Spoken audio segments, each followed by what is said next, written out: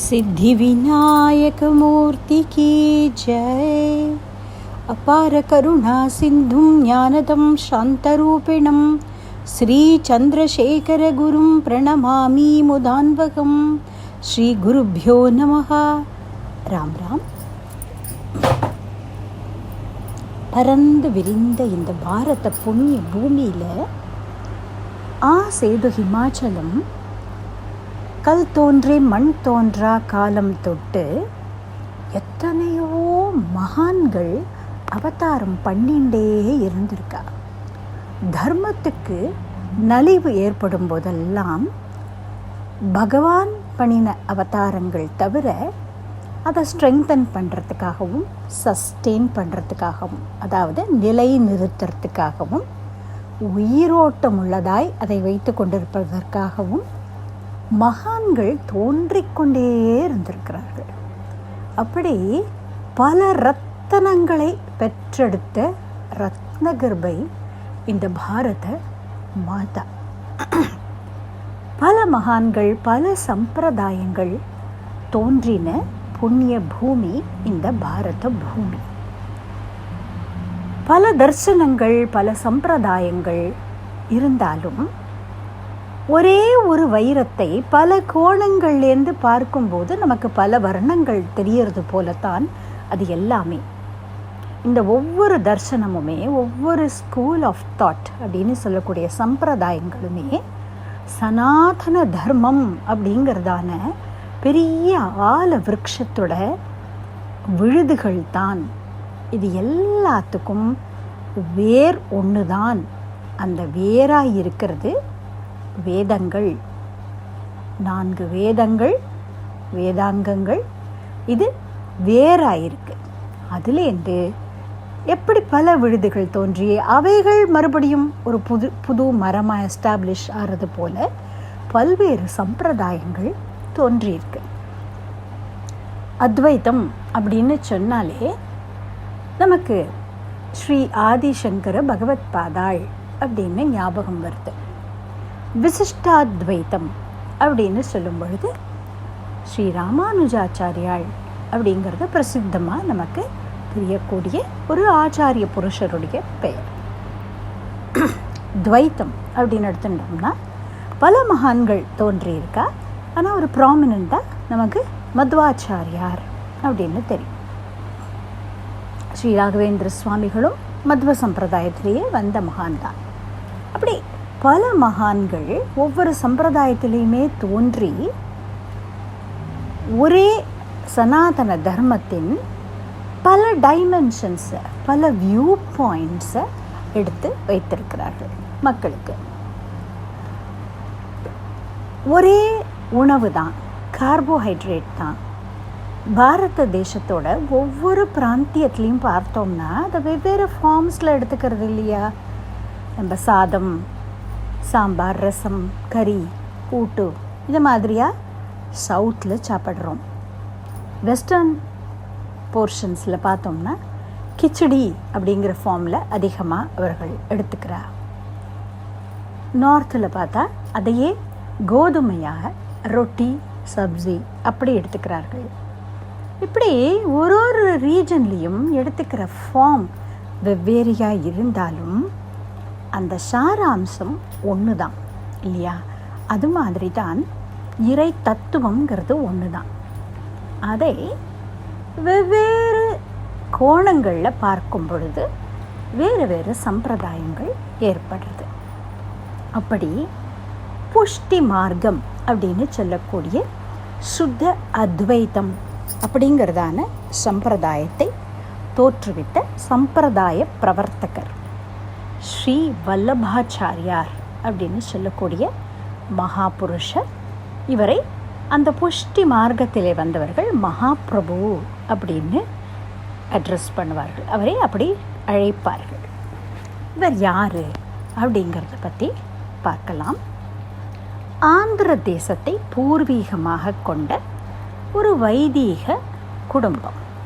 வேத அத்தியனம் பண்ணி சோம யாகங்கள் பண்ணக்கூடிய குடும்பம். அதில் யக்ஞ நாராயண பட்டர் அப்படிங்கிற ஒரு பெரியவர். அவருக்கு ஒரு முறை பகவான் ஸ்ரீகிருஷ்ணன் கனவிலே தோன்றி, உங்களுடைய குடும்பத்திலே, உங்கள் பரம்பரையிலே நீங்கள் சோமயாகங்கள் பண்ணிண்டே வரல், 100வது சோமயாகம் நடந்து முடியும் பொழுது உங்கள் குடும்பத்தில் என்னுடைய அம்சமாகவே ஒரு குழந்தை பிறக்கும், ஒரு மகாபுருஷனுடைய அவதாரம் ஏற்படும் அப்படின்னு சொல்லியிருக்கிறார். இது அந்த குடும்பத்தில் வழி வழியாக சொல்லப்பட்டு வந்தது, அதனால் எல்லாருக்கும் தெரியும். அப்படி இந்த யக்ஞநாராயண பட்டருடைய வம்சத்திலே வந்தவர் ஸ்ரீமான் லக்ஷ்மண பட்டர் அப்படிங்கிற வேதியர். அவருக்கும் அவருடைய மனைவி இல்லம்மா அப்படிங்கக்கூடிய ஒரு புண்ணியவதி, அவர்களுக்கும் பிறந்தவர் தான் இந்த ஸ்ரீவல்லபர். ஆந்திரத்தை பூர்வீகமாக கொண்ட குடும்பம் அப்படின்னு சொன்னோம். அந்த காலகட்டத்தில் காஷி அப்படின்னு சொல்லக்கூடிய வாராணசி, அது ஒரு பெரிய கல்விக்கான தலைநகரமாக கூட இருந்திருக்கு, பெரிய வித்யாபீடமாக இருந்திருக்கு. நாடு முழுக்க இருந்து நிறைய சாஸ்திரஜர்கள், வேத பண்டிதர்கள், இன்னும் பல கலைகளில் வல்லவர்களாக இருக்கக்கூடியவர்கள், வித்வான்கள் எல்லாரும் ஒன்று கூடி ஒருவருக்கொருவர் அந்த வித்தியை பரிமாறிக்கொள்ளக்கூடிய ஒரு பெரிய வித்யாஸ்தானமாக காஷி இருந்திருக்கு. பரமேஸ்வரனுடைய ராஜதானியான காஷி, கங்கை நதி பாய்ந்து வளப்படுத்தி கொண்டிருக்கக்கூடிய உலகத்தோட ஓல்டஸ்ட் கண்டினியூஸ் லிவிங் சிட்டி அப்படின்னு சொல்லப்படக்கூடிய காஷி நகரம். அப்போது இந்த லக்ஷ்மண பட்டர் குடும்பமும் காஷிக்கு இடம் பெயர்ந்தது. தி மைக்ரேட்டட் டு காஷி. பிரயாகை அப்படின்னும் சொல்லப்படுறது. பிரயாகையில் இவர்களுக்கு வீடு இருந்தது அப்படின்னும் சொல்லப்பட்டிருக்கு. அப்படியே அந்த லேர்னட் ஸ்காலர்ஸுக்கே ஒரு பெரிய ராஜதானியாய் காஷி இருந்திருக்கு. அங்கே அப்படியே இருந்து கொண்டிருக்கும் பொழுது அது என்ன காலகட்டம் அப்படின்னு பார்த்தோம்னா, டெல்லியில் அந்நியர்களுடைய ஆட்சி தொடங்கியிருந்த ஒரு காலகட்டம். லோதி டைனஸ்டி அப்படின்னு சொல்கிறோம் இல்லையா, சிக்கந்தர் லோதி, இப்ராஹிம் லோதி, அப்படி அந்த லோதி டைனாஸ்டி அவர்களுடைய ஆட்சி காலம் நடந்து கொண்டிருந்த ஒரு காலகட்டம். அப்போது நிறைய இந்த மாதிரி மத ரீதியான வன்முறைகள்,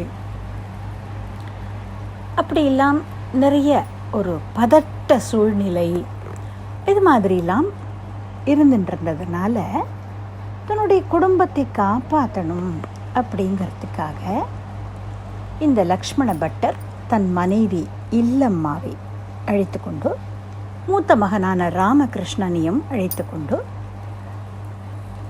தன்னுடைய சொந்த ஊருக்கு, பூர்வீகமான ஆந்திர பிரதேசத்துக்கே போயிடலாம் அப்படிங்கிற ஒரு எண்ணத்தோடு பயணப்பட்டு கொண்டு இருக்கும் பொழுது அவருடைய மனைவி கர்ப்பவதியாய் இருக்கிறாள். ஒரு 7-8 மாதம் ஆயிருக்கிறது. பூரணமாகலை, 7-8 மாதம் ஆயிருக்கிறது.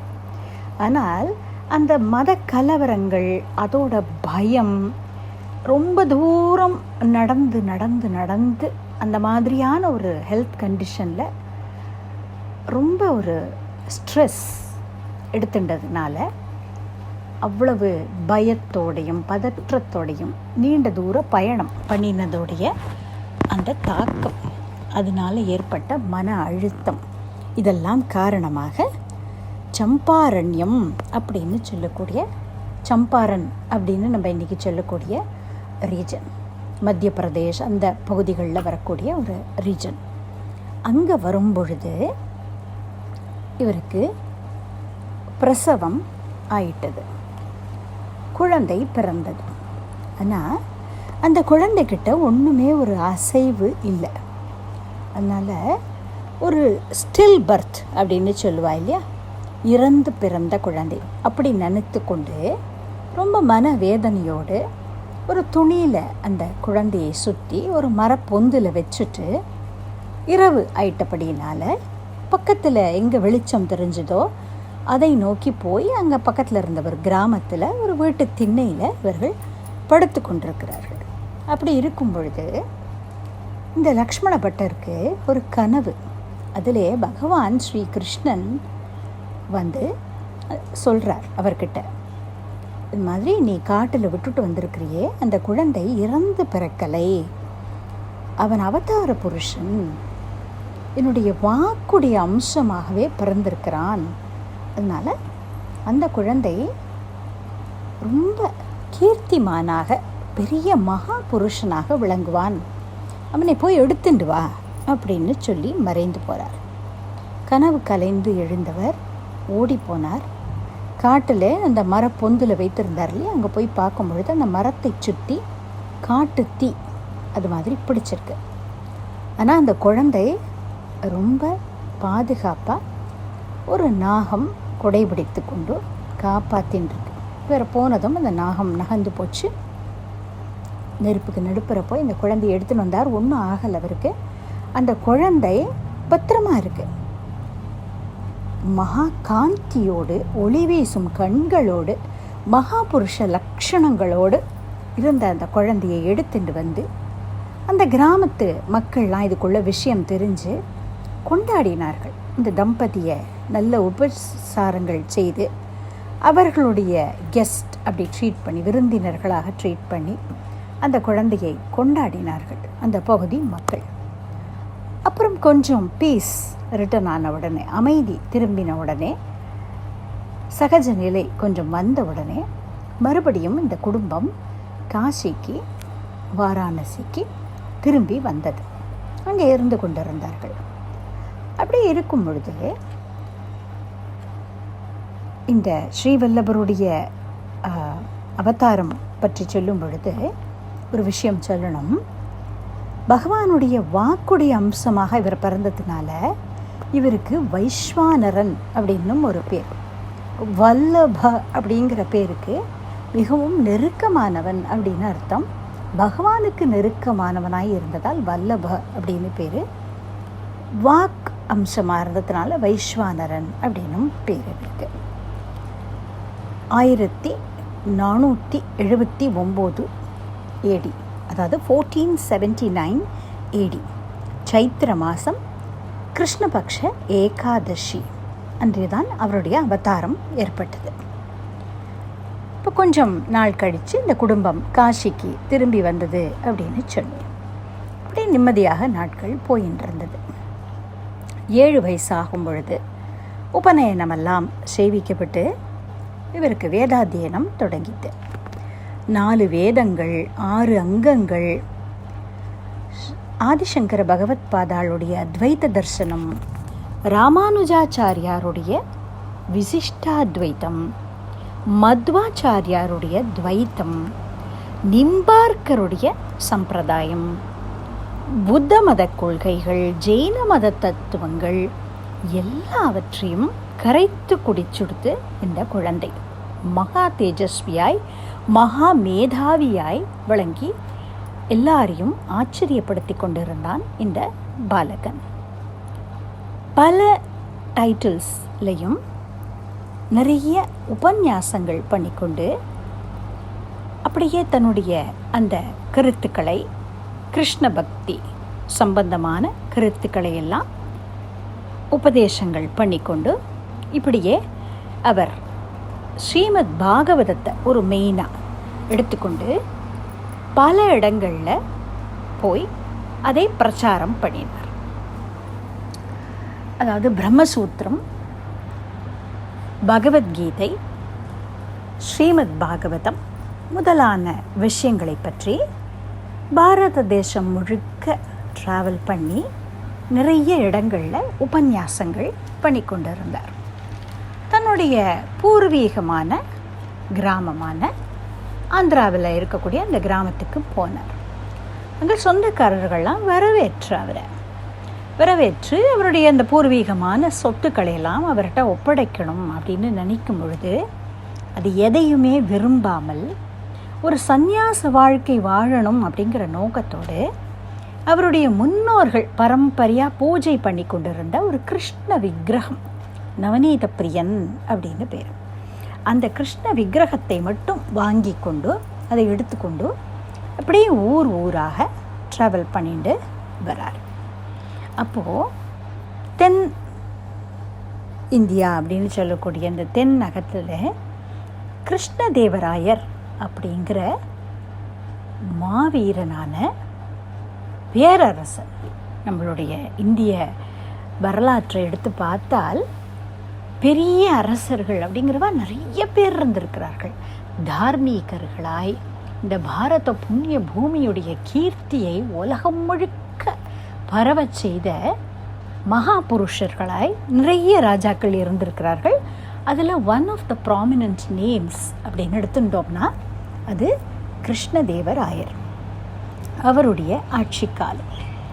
அப்போது அந்த காலகட்டம் எப்படி இருந்தது அப்படின்னா பல சம்பிரதாயங்கள். இப்போது பை த டைம் வல்லபருடைய காலம் வரும் பொழுது ஏற்கனவே ஆதிசங்கர பகவத் பாதாளுடைய அத்வைத்தம் அந்த சித்தாந்தத்தை அனுஷ்டிக்கக்கூடியவர்கள் இருந்தால், ராமானுஜாச்சாரியாருடைய சம்பிரதாயத்தைச் சேர்ந்தவர்கள், மத்வ சம்பிரதாயத்தைச் சேர்ந்தவர்கள், புத்தர்கள், ஜெயினர்கள் எல்லாரும் இருந்தாங்கிறது புரியுறது நமக்கு. அப்போது பல சம்பிரதாயங்கள் இருக்கும் பொழுது மக்கள்கிட்ட பலவிதமான குழப்பங்கள், இதில் எதை எடுத்துக்கிறது, எது இதில் ரொம்ப உகந்தது அப்படிங்கிறதான பல சந்தேகங்கள், பல விவாதங்கள் இதெல்லாம் இருந்துட்டு ஒரு காலகட்டம். அரசர்களோட சபையில் இந்த மாதிரியான டிபேட்ஸ், சமயத்தை பற்றினதான வாத விவாதங்கள், அந்த கொள்கைகளை பற்றினதான வாத விவாதங்கள் இதெல்லாம் நடக்கும் இல்லையா? அப்போது இந்த ஸ்ரீவல்லபர் வைஷ்ணவமான சம்பிரதாயங்களுக்கும் சிவபரமான சம்பிரதாயங்களுக்கு அப்படிலாம் ஒரு டிபேட்ஸ் நடந்த பொழுது அதில் ஸ்ரீவல்லபர் கலந்துண்டு 27 நாட்கள் அங்கே இருந்த வித்வான்களோட இந்த விவாதங்களில் ஈடுபட்டு கடைசியில் கிருஷ்ணதேவராயரால் இவர் சொல்கிறது தான் சரி அப்படிங்கிறதாக அங்கீகரிக்கப்பட்டார். He was declared the winner the debate. அப்போது ராஜா சந்தோஷப்பட்டு இவருக்கு கனகாபிஷேகம் அப்படின்னு சொல்கிறது, தங்கத்தினாலேயே அபிஷேகம் பண்ணுறது, அது மாதிரி பண்ணி கௌரவப்படுத்தி ஆச்சாரியன் அப்படிங்கிற டைட்டிலை கொடுத்துருக்கிறார். ஆச்சாரியன் அப்படின்னா பிரம்மசூத்திரத்துக்கு பாஷ்யம் பண்ணியிருக்கணும், கீதா பாஷ்யம் அப்படிலாம் பண்ணி அந்த அதுக்கெல்லாம் அர்த்தம் சொல்லக்கூடியவராய், அதை அனுஷ்டிக்கக்கூடியவராய், அந்த மாதிரிலாம் இருக்கக்கூடிய யோக்கியதா அம்சங்கள் இருக்கிறவர் தான் ஆச்சாரியர் அப்படின்னு சொல்லுவார். இதெல்லாம் இவர்கிட்ட இருந்ததுனால அவரை ஆச்சாரியன் அப்படின்னு அங்கீகாரம் பண்ணி கௌரவப்படுத்தினார். ஆனால் சந்நியாச வாழ்க்கையில் தான் பற்று இருந்தது அவருக்குன்னு சொன்னோம். அதனால் இந்த கனகாபிஷேகம் பண்ணின தங்கத்தை எல்லாம் எதையுமே எடுத்துக்கொள்ளாமல் ராஜாட்டியே கொடுத்துட்டோ ஒரு 7 தங்க நாணயங்களை மட்டும் எடுத்துக்கொண்டு போனார். அது எதுக்கு போனார் அப்படின்னா, பண்டரிபுரத்தில் இருக்கிற விட்டோபா அப்படின்னு சொல்லக்கூடிய பாண்டுரங்கன் அவனுக்கு அந்த தங்கத்தை சமர்ப்பிக்கணும் அப்படிங்கிறதுக்காக அதை எடுத்துக்கொண்டு போனார். பண்டரிபுரம் போய் அங்கே பாண்டுரங்கனை தரிசனம் பண்ணிட்டார். அங்கேயே கொஞ்ச நாள் தங்கினார். சந்திரபாகா நதி தீரத்தில் உட்கார்ந்து தியானம் பண்ணுவார். அப்படியே கிருஷ்ண ஸ்மரணையாய் விட்டோபாவுடைய அந்த சன்னதியில் பண்டரிபுரத்தில் கொஞ்ச நாள் இருந்துருக்கிறார். அப்படி இருக்கும் பொழுது ஈஸ்வரனுடைய சங்கல்பம் எதுவோ அதை ஏற்றுக்கொள்வது தான் மகான்களுடைய ஒரு மனப்பக்குவம். அவர் சந்நியாச வாழ்க்கையை விரும்பினாலும் கூட பாண்டுரங்கன் கனவுல வந்து, நீ கிரகஸ்தாசிரமத்தை ஏற்றுக்கொள்ளணும்னு நான் நினைக்கிறேன் அப்படின்னு சொன்னதுக்குனால அதையே தன்னுடைய ஒரு விருப்பமாக ஏற்றுக்கொண்டு, அதாவது ஈஸ்வர சங்கல்பம் எதுவோ அதுவே தான் தனக்கும் அப்படின்னு அப்படியே ஏற்றுக்கொண்டு மகாலட்சுமி அப்படின்னு சொல்லக்கூடிய ஒரு மாதரசி அவளை கல்யாணம் பண்ணிக்கொண்டு பிரயாகையில் அவர் குடியிருந்தார். அவருக்கு 2 மகன்கள் இருந்தார்கள். கோபிநாதர் அப்படின்னும் விட்டலநாதர் அப்படின்னும் இந்த 2 மகன்களுக்கு பேர்.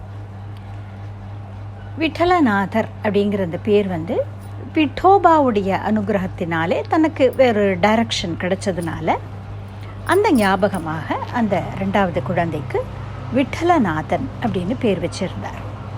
இவர் அதுக்கப்புறமா ஸ்ரீவல்லப சம்பிரதாயத்தை மேற்கொண்டு நன்றாக விருத்தி பண்ணி அதை நன்றாக பரப்பி அந்த மாதிரி ஒரு சக்சஸராய் அந்த சம்பிரதாயத்தில் இவருக்கு அப்புறமாய் வந்த ஒரு ஆச்சாரிய புருஷராய் விளங்கினார்.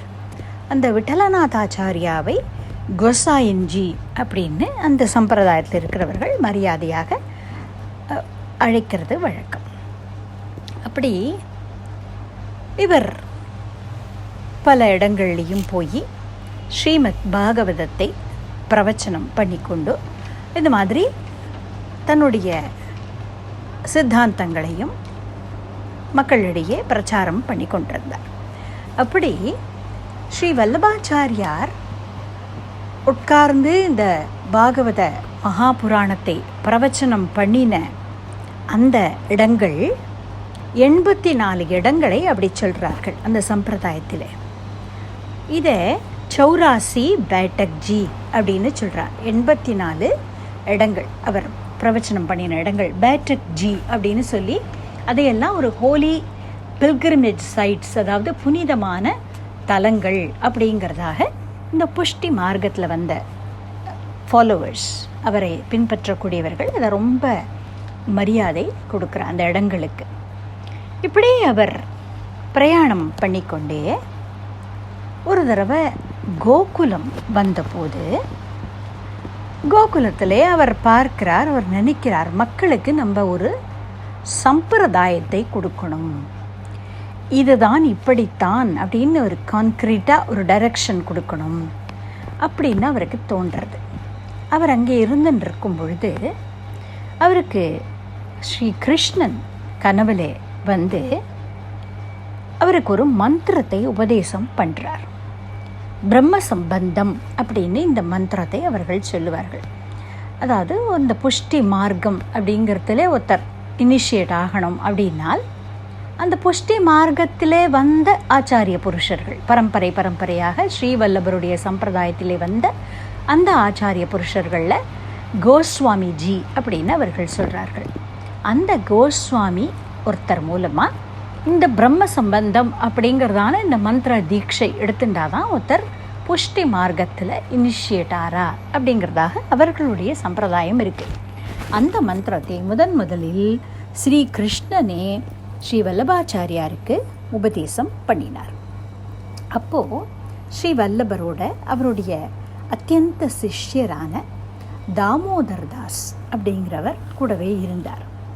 அப்போ ஸ்ரீ வல்லபர் கிருஷ்ணன் தனக்கு பண்ணின அந்த உபதேசத்தை இந்த தாமோதர் தாஸ் ஜி அப்படிங்கிறவருக்கு தான் முதல்ல உபதேசம் பண்ணினார்.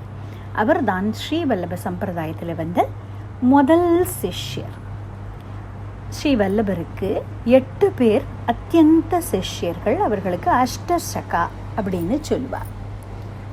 இந்த புஷ்டி மார்க்கத்துடைய முக்கியமான ஒரு கோட்பாடு என்ன அப்படின்னாக்க சுத்த அத்வைத்தம் அப்படின்னும் இதை சொல்லுவார். விசிஷ்டாத்வைத்தமோ துவைத்தமோ எப்படி ஸ்ரீகிருஷ்ணன் தான் பரமாத்மா அப்படின்னு சொல்கிறதோ அதுபோல் இந்த புஷ்டி மார்க்கத்திலேயும் இவர்கள் ஸ்ரீகிருஷ்ணனைத்தான் பரமாத்மா அப்படின்னு வைத்து சொல்கிறார்கள். எல்லா தெய்வத்துடைய ஃபார்மும் பாக்கி எல்லா ரூபங்களுமே ஸ்ரீ கிருஷ்ணனுக்குள் அடக்கம் அப்படிங்கிறது இவர்களுடைய கோட்பாடு. இதில் சந்நியாசத்துக்கு முக்கியத்துவம் கொடுக்கறதில்ல. அவர்களுடைய கருத்து என்ன அப்படின்னா, ஒருத்தர் கிரகஸ்தாசிரமத்திலே இருந்து கொண்டே தன்னுடைய அன்றாட ஒரு வாழ்க்கையையே கிருஷ்ணனுக்கு அர்ப்பணம் பண்ணி வாழணும் அப்படிங்கிறது இவர்களுடைய கொள்கை. அதாவது நம்ம பார்க்குற இந்த பிரபஞ்சம் முழுக்க மித்யா அப்படின்னு சொல்கிறது அத்வைத்தம். பகவான் தான் சத்தியம். நம்ம பார்க்குற இந்த பிரபஞ்சம் அவனுடைய லீலா விபூதி, அவனுடைய விளையாட்டுக்காக, for the sake of his divine sport, பகவானே சிருஷ்டி பண்ணியிருக்கக்கூடிய ஒரு லீலா விபூதி. இதில் பார்க்கக்கூடிய ஒவ்வொரு பொருளுக்குள்ளேயும் பகவானுடைய அம்சம் இருக்குது. பகவான் இதுகளுக்குள்ளே இருக்கிறான். ஒரு சாதகன் பகவான்கிட்ட பக்தி பண்ணி பகவானுக்குள்ளே அடங்கிடுறது தான் மோக்ஷம் அப்படிங்கிற நிலை அப்படிங்கிறதாக விசிஷ்டாத்வைதம் சொல்கிறது. இதை கிளியராக சொல்லணும் அப்படின்னா, வாசுதேவனை தவிர வேறு எதுவுமே இல்லை அப்படின்னு சொல்கிறது அத்வைதம். வாசுதேவன் இல்லாத பொருளே இல்லை அப்படின்னு சொல்கிறது விசிஷ்டாத்வைதம். எல்லாத்துக்குள்ளேயும் வாசுதேவன் இருக்கிறான் அப்படின்னு அது சொல்கிறது. துவைத சித்தாந்தம் ரஃப்லி புரிஞ்சுக்கிறதுக்கு எப்படி சொல்கிறதுனாக்கா, பகவான் ரக்ஷகன், நம்மளாம் பசுக்கள், அவனாலே ரட்சிக்கப்படக்கூடிய ஜீவர்கள். இதில் சேத்தனனுக்கும் அச்சேதனனுக்கும் டிஃப்ரென்ஸ் இருக்குது. அறிவற்ற பொருள்கள், அறிவுள்ள பொருள்கள். அறிவற்ற பொருள்கள்னால் மேஜை, நாற்காலி அந்த மாதிரி வச்சுப்போமே, அப்படி. அறிவுள்ள பொருட்கள்னால் பசு, பக்ஷி, மனுஷன் அந்த மாதிரி. இந்த தாரதமியம் உண்டு, இந்த பேதம் உண்டு. மனுஷனுக்கும் பகவானுக்கும் பேதம் உண்டு, ரெண்டும் ஒன்று கிடையாது. மனுஷன், ஜீவன் பகவானிடத்தில் பக்தி பண்ணி அட்டாச்மெண்ட்ஸ்லேருந்து மேலே வந்து பகவானையே நினைத்து கொண்டு அவனுடைய தாமத்தை அடையணும் அப்படிங்கிறதாக துவைத சம்பிரதாயம் சொல்கிறது. அதிலே தான் அவர்கள் சாயுஜ்யம், சாலோக்கியம், சாமீபியம், சாரூபியம் அப்படிங்கிறதாக பல நிலைகளில் இந்த மோக்ஷம் அப்படிங்கிறதான நிலையை சொல்கிறார்கள். சாலோக்கியம் அப்படின்னா பகவானோட பக்கத்திலே வசிக்கக்கூடியதான ஒரு முக்தி நிலை. அர்ச்சனை பண்ணுறவர்களே எடுத்துப்போமே, பகவானுக்கு பக்கத்தில் இருக்கிறார்கள். பகவான் இருக்கிற அந்த கோவில் ப்ரிமைசஸில் வாழக்கூடியவர்கள், அந்த க்ஷேத்திரத்திலே வாழக்கூடியவர்கள், அப்படி எடுத்துப்போம். அது சாலோக்கியம் அப்படிங்கிறதாக எடுத்துக்கலாம். சாமீபியம் அப்படின்னா பக்கத்தில் இருந்து சேவை பண்ணக்கூடிய அந்த பாக்கியம், அதுதான் நான் சொன்னேன். இப்போது அர்ச்சனை பண்ணக்கூடியவர்கள் அந்த மாதிரி. சாரூபியம் அப்படிங்கிறது பகவானுடைய பார்ஷதர்களுக்கு பகவானை போலவே ஒரு ரூபம் கிடச்சுடுறது. விஷ்ணு பார்ஷதர்கள் விஷ்ணுவை போலவே இருப்பார்கள் பார்க்கறதுக்கு அப்படின்னு பல புராணங்களையும் நமக்கு சொல்லப்பட்டிருக்கு. அது சாரூபியம் அப்படிங்கிற ஒரு முக்தி நிலை. சாயுஜ்யம் அப்படிங்கிறது பகவானோட பிரிவே இல்லாதபடி அவனோடு எப்போதும் இருக்கக்கூடியதான நிலை. இப்படி சொல்கிறது துவைத்த சம்பிரதாயம். இதை ரொம்ப அழகாக பெரியவர்கள் சொல்லுவா. ஒரு ரூபாய் அப்படிங்கிறதே ஒரே ஒரு காயின் அப்படின்னும் சொல்லலாம். அத்வைதம் அப்படி வச்சுப்போமே, ஒரே ஒரு காயின் அப்படின்னு சொல்லலாம். அதையே 2 50 காசுகள் அப்படின்னு சொல்லலாம், 2ஆக சொல்லலாம். அதையே 4 25 பைசா நாணயங்கள் அப்படின்னு சொல்லலாம். கடைசியில் எல்லாம் ஒன்று தான், வேல்யூ ஒன்று தான். அது மாதிரி தான் இந்த வெவ்வேறு சம்பிரதாயங்கள் பகவானை 1னும் 2னும் பலதுன்னும் விசேஷமான சந்தர்ப்பங்களே ஒன்றாகக்கூடியது அப்படின்னும் இப்படி பல கோணங்களில் பல டைமென்ஷன்ஸில் சொல்கிறது. தாத்பரியம் இதுதான். ஈஸ்வரன் தான் நித்திய சத்தியம், அவனேதான் லோகமாய் தெரிகிறான் அப்படின்னு சொல்லலாம். அவனே தான் லோகத்திலே இருக்கிறான் அப்படிங்கிறதாகவும் ஒரு சம்பிரதாயம் சொல்கிறது. அவனால் லோகம் ரட்சிக்கப்படுகிறது அப்படின்னு ஒரு சம்பிரதாயம் சொல்கிறது. நம்ம எப்படி எடுத்துட்டாலும் எல்லாருமே மகான்கள் தான், நம்மளை விட ரொம்ப பெரியவர்கள் தான், நம்மளுடைய மரியாதைக்கு உரியவர்கள் தான். அதனால நம்ம இந்த சம்பிரதாய சண்டைகளுக்குள்ள சர்ச்சைகளுக்குள்ள போகாமல் மகனீயர்கள் நம்மளுக்கு வழிகாட்டுறதுக்காகவே வந்தவர்கள் அப்படிங்கிற ரீதியில் எல்லா மகான்களிடத்துலையுமே அந்த ஒரு மரியாதையோடு, ஸ்ரத்தையோடு, பக்தியோடு இருக்கிறது நமக்கு ஸ்ரேயஸை கொடுக்கும் அப்படிங்கிறது நம்ம புரிஞ்சுக்கலாம். அப்படி இந்த புஷ்டி மார்க்கத்தில் அவர்கள் சொல்லக்கூடிய விஷயம் என்ன அப்படின்னாக்க, முக்தி அப்படிங்கிறத கூட அவள் செகண்டரியாக தான் வச்சுக்கிறாள். பக்தி அதுக்கு ப்ராமினன்ஸ் கொடுக்கப்படுறது. அதாவது கிருஷ்ணனுக்கு சேவை பண்ணிக்கொண்டு தன் வாழ்க்கையையே கிருஷ்ணனுக்குன்னு அர்ப்பணம் பண்ணிக்கொண்டு அந்த கிருஷ்ண ரசத்திலேயே ஈடுபட்டுருக்கிற அந்த பிளிஸ் அதுவே போரும் அப்படிங்கிறது அவளுடைய ஒரு தாட், அவளுடைய கொள்கை. அப்போது அதாவது இந்த கிருஷ்ண அனுபவம் அதுக்கு தான் ரொம்ப முக்கியத்துவம் கொடுக்கப்படுறது, லிபரேஷன் அப்படிங்கிறதை விட. அதனால் சந்நியாசம் அப்படிங்கிறது இந்த அசெட்டிக்ஸ் அவளுக்கு தான் முக்தி அப்படிங்கிறதாக இல்லாமல் ஹவுஸ் ஹோல்டராய் கிரகஸ்தர்களாய் இருந்து கொண்டே தன்னுடைய அன்றாட ஒரு டியூட்டிஸை கூட கிருஷ்ணனுக்கு சேவையாக கிருஷ்ண ஸ்மரணையோடு அப்படி மாற்றணும். அப்போ கிருஷ்ணன் தான் அடைய வேண்டிய பொருள், கிருஷ்ணன் தான் ஆராதிக்க வேண்டிய பொருள் அப்படிங்கிறது இந்த புஷ்டி மார்க்கத்துடைய சில கொள்கைகள். அப்படி இந்த சேவா அப்படிங்கிறதுக்கு ரொம்ப முக்கியத்துவம் கொடுப்பார்கள் இவர்களுடைய சம்பிரதாயத்தில். முக்கியமான தெய்வம் இந்த புஷ்டி மார்க்கம் அப்படிங்கிறதுல ஸ்ரீநாத்ஜி அப்படின்னு சொல்லக்கூடிய ஸ்ரீ கிருஷ்ணன். இதை பற்றின ஒரு சுவாரஸ்யமான ஒரு சம்பவம் இருக்குது.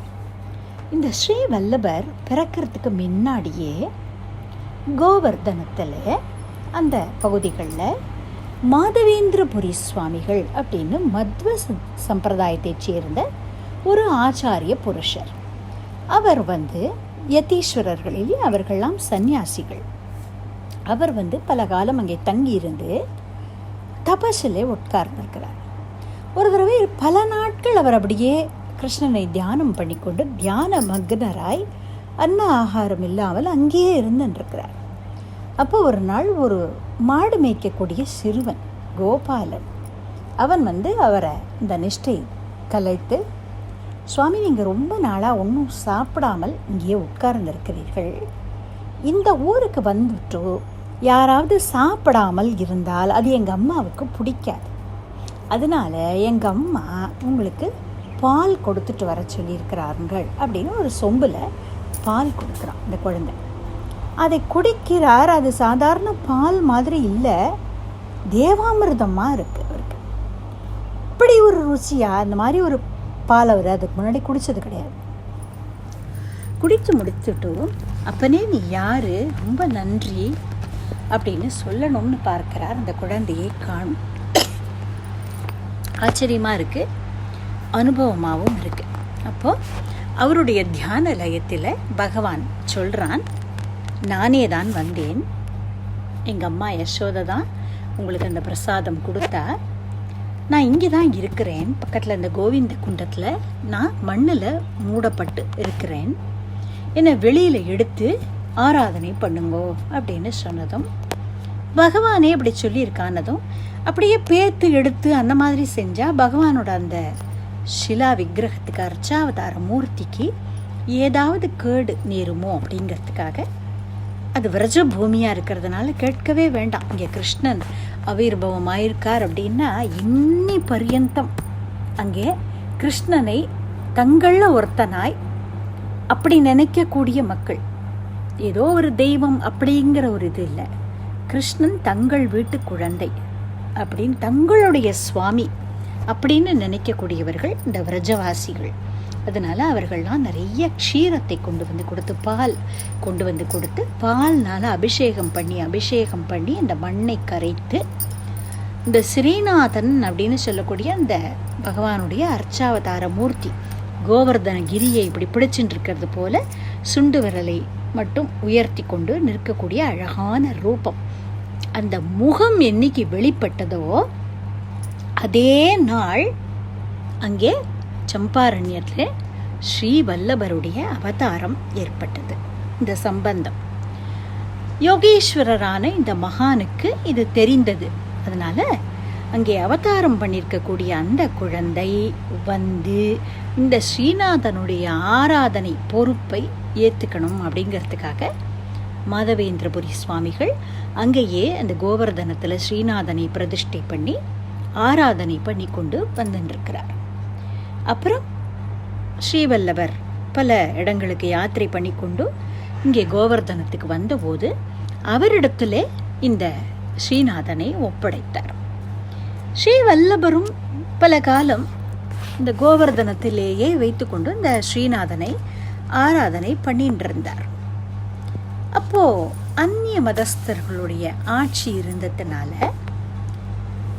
கோவில்களுக்கு தெய்வ மூர்த்தங்களுக்கெல்லாம் நிறைய அவர்களால் தொந்தரவுகள் அதெல்லாம் இருந்ததுனால, இந்த ஆராதனைக்கெல்லாம் நிறைய இடர்பாடுகள்லாம் இருந்ததுனால ராஜபுத்திரர்கள் நிறைய இருக்கக்கூடியதான ராஜஸ்தான், அங்கே நாதத்வாரா அப்படிங்கிற இடத்துல, அப்புறமா இந்த விட்டலநாதாச்சாரியார் காலத்தில் ஸ்ரீநாதனை கொண்டு போய் அங்கே பிரதிஷ்டை பண்ணிட்டார்கள்.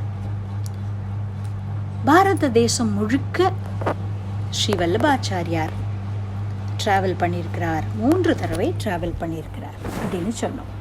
அப்போ அவருடைய அந்த உபன்யாசங்களை கேட்டு, அவருடைய சித்தாந்தங்களை எல்லாம் கேட்டு அவர் பிரச்சாரம் பண்ண அதிலே பிரபாவிதமாகி, அதிலே கவரப்பட்டு நிறைய பேர் ஸ்ரீ வல்லவரை ஆசிரியிச்சு அவருடைய சம்பிரதாயத்தை ஏற்றுக்கொண்டார்கள். இன்றைக்கும் நம்ம பார்த்தோம்னா நிறைய ராஜஸ்தான், குஜராத், மத்திய பிரதேஷ் அந்த பகுதிகளில் ஸ்ரீ வல்லப சம்பிரதாயத்தை அனுசரிக்கக்கூடிய புஷ்டி மார்க்கிகள் அவர்கள் நிறைய இருக்கிறத பார்க்கலாம். ஸ்ரீ வல்லபருடைய காலத்துக்கு பிறகு அவருடைய இந்த 2 மகன்கள் சொன்னேன் இல்லையா, கோபிநாதர், விட்டலநாதர், அவர்கள் தான் இந்த புஷ்டி மார்க்கத்தை மேற்கொண்டு பிரச்சாரம் பண்ணினார்கள். ஸ்ரீவல்லபர் காலத்தில் அவர் இப்படியே ஸ்ரீமத் பாகவதத்தை முக்கியமாக எடுத்துக்கொண்டு அதை பிரச்சாரம் பண்ணிட்டு மற்ற விஷயங்களையும், உபனிஷத்துகள், பிரம்மசூத்திரம் எல்லாத்தையுமே அவர் எல்லோருக்கும் போதனை பண்ணிக்கொண்டு பெரிய ஆச்சாரிய புருஷராய் இருந்து கொண்டே இருக்கிறார். மீன் டைம் ஒரு 2 தடவை பகவானோட ஒரு ஆக்ஞை வந்துடுத்து, நீ என்னிடத்திலே ஐக்கியமாகணும் அப்படிங்கிறதாக. அவர் வந்த வேலை இருந்ததுனால, இந்த புஷ்டி மார்க்கத்தை பிரச்சாரம் பண்ணக்கூடிய வேலை இருந்ததுனால அவர் அதை பற்றி ஒன்றும் முயற்சி எடுத்துக்கலை. 3வது முறை அந்த மாதிரி ஒரு பிரேரணை வந்தது. அவருக்கு அப்போது 52 வயசு. The time was 1530 AD. Shri கிருஷ்ணனுடைய ஆக்ஞையினால் ஸ்ரீ வல்லபர் காசியிலே ஹனுமான் காட் அப்படின்னு சொல்கிற அந்த இடத்துல சந்நியாசம் எடுத்துக்கொண்டு 1 வாரம் ஒரு குடில் அமைத்து கொண்டு மௌனத்தை மேற்கொண்டு மௌனமாக அங்கே ஒரு தபஸில் இருந்தார். அவர் இந்த மாதிரி இந்த சரீரத்தை விடுறதுக்கு தீர்மானிச்சுட்டார் அப்படிங்கிறது சிஷ்யர்கள்ட்டெல்லாம் சொல்லிட்டார். அதனால் அவரை கடைசியாக தரிசனம் பண்ணணும் அப்படிங்கிறதுக்காக அவருடைய குடும்பத்தை சேர்ந்தவர்கள், சிஷ்யர்கள், இந்த சம்பிரதாயத்தை ஃபாலோ பண்ணக்கூடியவர்கள் எல்லாரும் கூட்டம் அங்கே சேர்ந்திருக்கிறது. அப்போ அவர்களுடைய சிஷ்யர்கள் அவர்கிட்ட கேட்டார், கடைசியாக குருநாதா எங்களுக்கு நீங்கள் என்ன அட்வைஸ் கொடுக்குறீள் அப்படின்னு கேட்கும்பொழுது, அவர் மௌனத்தை அனுஷ்டானம் பண்ணிட்டு இருந்ததுனால ஒரு 3.5 வர்ஸ் அதை மணலில் எழுதி காமிச்சார். சிக்ஷா ஸ்லோகி அப்படின்னு ஸ்ரீ கிருஷ்ணனே ஆவிர்பவிச்சு அதை ஓலைச்சுவடையில் எழுதி கொடுத்ததாக சொல்லப்படுறது. இந்த சிக்ஷா ஸ்லோகிங்கிறத ஒரு எசன்ஸ் ஆஃப் ஹிஸ் டீச்சிங்ஸ் அந்த மாதிரி அவர் கொடுத்துட்டோ கங்கையுடைய பிரவாகத்தில் இறங்கினார்.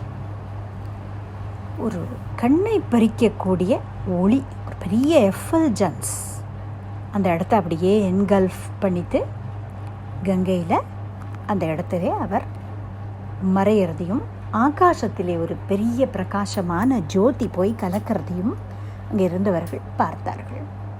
இது மாதிரி மகான்கள் நதி பிரவாகத்திலே போய் அதாவது பர்டிகுலர்லி இந்த மாதிரி இந்த கங்கை முதலான புனித நதிகள் அதிலே இறங்கி தன்னுடைய சரீரத்தை விடுறது, ஒரு யோக நிலையில் சரீரத்தை இப்படி விட்டுட்டு போகிறது, இதுக்கு ஜலசமாதி அப்படின்னு சொல்லுவார்கள்.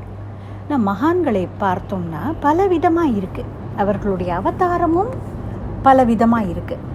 அவர்களுடைய இந்த சரீரத்தை விட்டு அவர்கள் போகிறது அல்லது அந்த அவர்களுடைய அவதாரத்தை முடித்து கொள்கிற விதமும் பார்த்தால் பலவிதமாக இருக்குது. நம்முடைய மீராபாய், ஸ்ரீதர ஐயாவாள், திருப்பாணாழ்வார், இப்படிப்பட்ட பக்தர்கள்லாம் அவர்களுடைய இஷ்ட தெய்வமாய் இருந்த தெய்வத்துடைய அர்ச்சாவதார மூர்த்தியில் போய் ஜோதியிலே கலந்துட்டாங்க.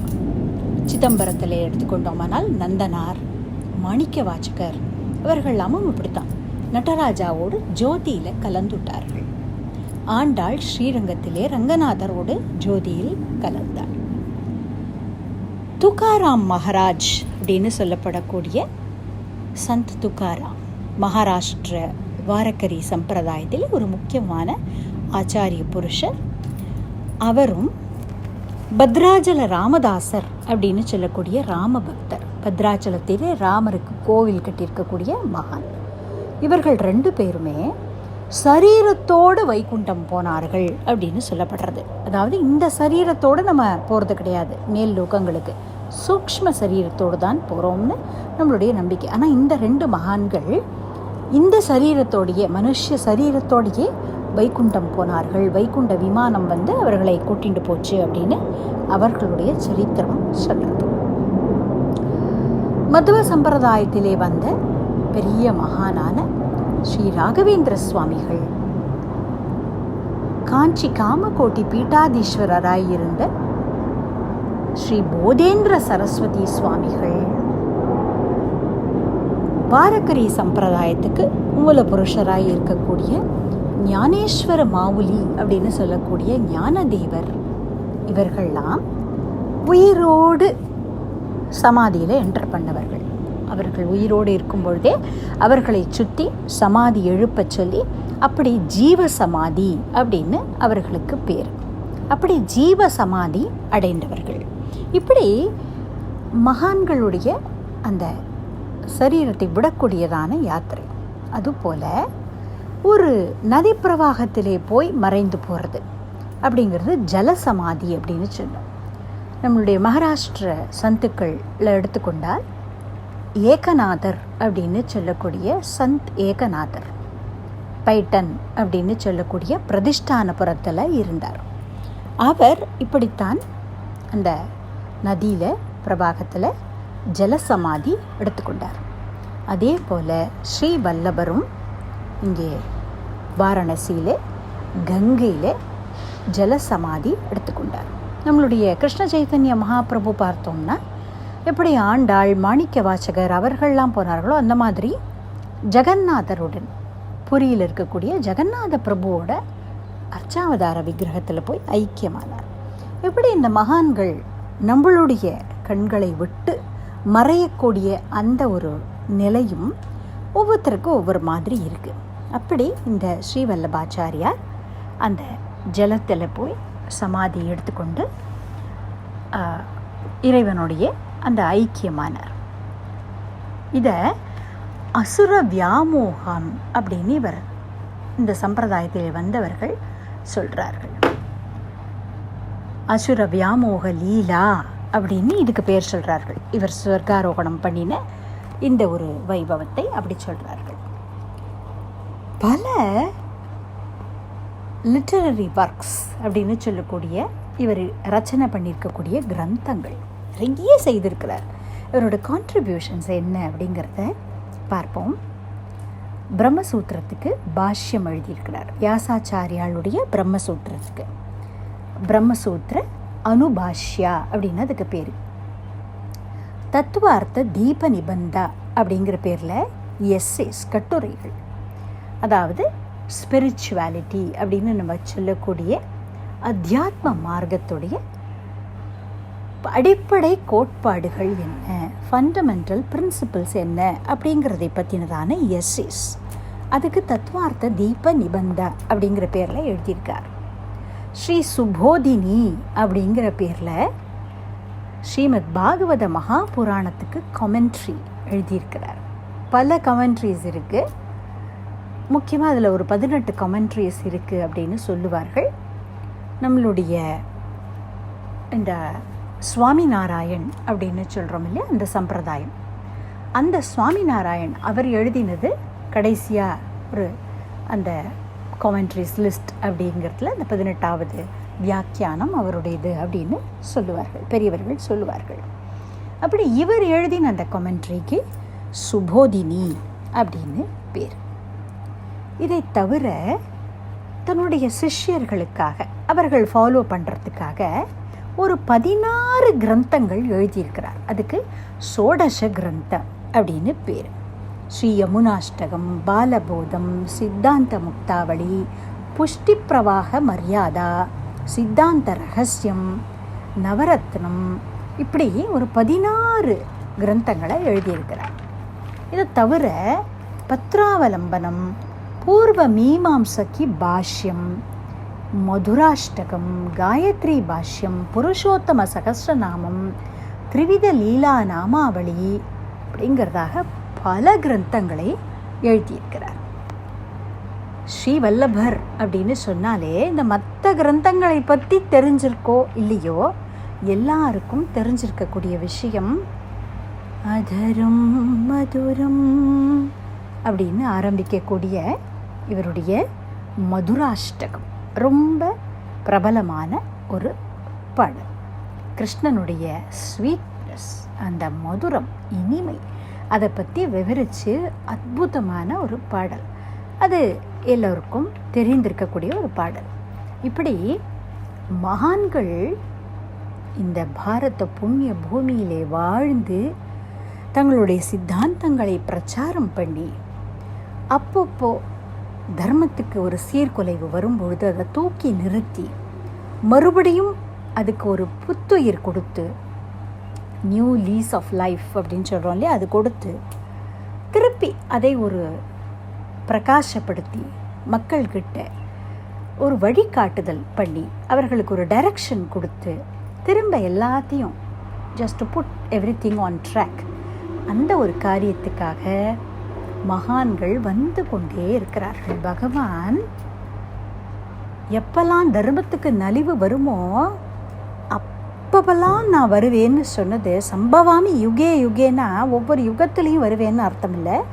எப்போதெல்லாம் தர்மத்துக்கு நலிவு வருதோ அப்போதெல்லாம் வருவேன் அப்படின்னு சொன்னதுக்கு ஏற்றாற் போல, depending on the severity of the situation, இப்படி மகான்களாய் ஞானிகளாய் அவதாரம் பண்ணுறான்.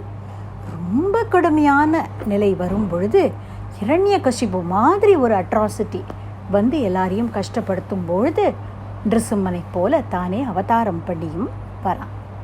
அப்போது இந்த ஞானிகள்லாமும் பகவானுடைய அவதாரம்தான் அப்படிங்கிற அந்த பாவத்தோடு, அந்த ஸ்ரத்தையோடு எல்லா மகான்களுக்கும் நம்மளுடைய மரியாதையும் நம்மளுடைய ஸ்ரத்தையையும் நாம் காண்பிக்கணும். ஏன்னா அவர்கள் அத்தனை பேரும் தான் வந்து பற்றாத ஜீவநதியான இந்த பாரத சன்ஸ்கிருதி, இந்த ஒரு லாங்கஸ்ட் கண்டினியூஸ் சிவிலைசேஷன் அப்படின்னு நம்ம சொல்லக்கூடிய நம்மளுடைய பாரத சன்ஸ்கிருதி, நம்மளுடைய சனாதன தர்மம், இதை அப்பப்போ அந்த வேருக்கு வந்து நீர் ஊற்றி இதை ஒளி குன்றாமல் காப்பாற்றி கொடுத்துட்டே வந்துட்டுருக்கிறார் அப்படிங்கிறதை ஸ்மரித்து கொண்டு எல்லா மகான்களுக்கும் நமஸ்காரம் பண்ணுவோம்.